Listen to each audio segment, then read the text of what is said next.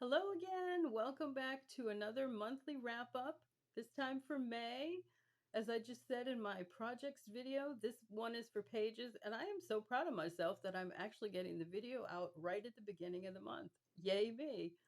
I'm going to start with my favorite book of the month. It was my 26 and 2026 pick for May, which was Project Hail Mary. And honestly, I think this is the favorite book for me this year, which is a little bit sad because we're starting June and I looked into my book journal and this is the only book so far that has really wowed me. I mean, I've had a lot of books that I liked. They were good. It was nice, no complaints. But this one, favorite book, it's going back on the bookshelf. It's a keeper. The book itself was fantastic. The audiobook was even better. Ray Porter was the narrator. I think he won awards. I mean, he was really, really good, really fantastic. I managed to see the movie, love that. I think Ryan Gosling did a great job. I loved Rocky, which I didn't think I was going to, but the whole thing was just great. So, win, win, win. Favorite read this month. I plan on reading it again, and everybody should read this book. It was really, really good. I also like the ending. A lot of people did not like the ending. I did.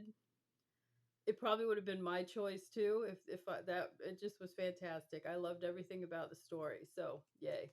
Good job there. And then we had middle grade May, and I chose to read The Wrong Way Home by Kate O'Shaughnessy, and it was a nice story. It was about a mom and her daughter who escaped a cult.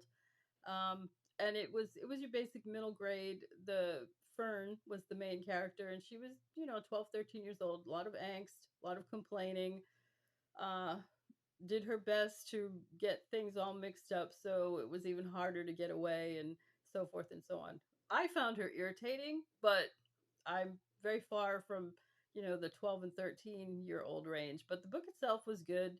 I enjoyed it by the end. I would not read it again, but it was worth the read. And for Mystery May, I went with Booked for Murder by J.C. Eaton, which was the first book in a cozy mystery series about at a retirement center in Arizona. And these people who belong to a book group, they're thinking that everybody's dying of a curse. Every time a member would read this particular book, they would die and have a mysterious, it's a curse that's killing them off. So it was cute, and there was a dog named Street Man in it, and I probably actually will read at least one more, if not two more of that series. That one worked for me.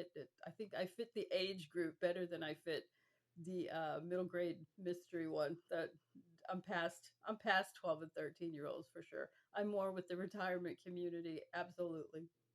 And then last but not least, I did manage to take part at least somewhat in the zombie-a-thon. I didn't watch any zombie movies, which I wanted to give a try, but I didn't see any of them. But I did read Pride and Prejudice and Zombies by Seth Graham Smith, which is a mouthful right there.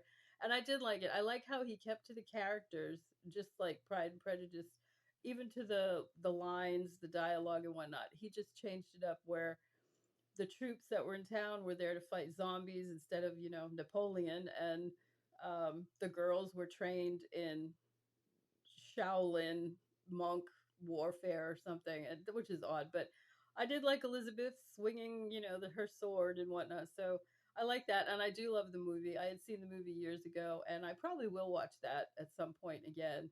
It's worth it. It was worth a read. I may not read that book again, but I definitely will watch the movie again.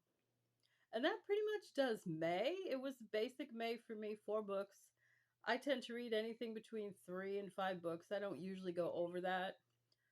Anything over that, either I'm snowbound or something. If I'm reading that much, we've lost internet connection or something. There's nothing, so I just read. But that is it for May, and we'll just roll on to June. And I will be back then. So thank you for watching. If you liked the video or would like to subscribe, I would appreciate it. That would be wonderful.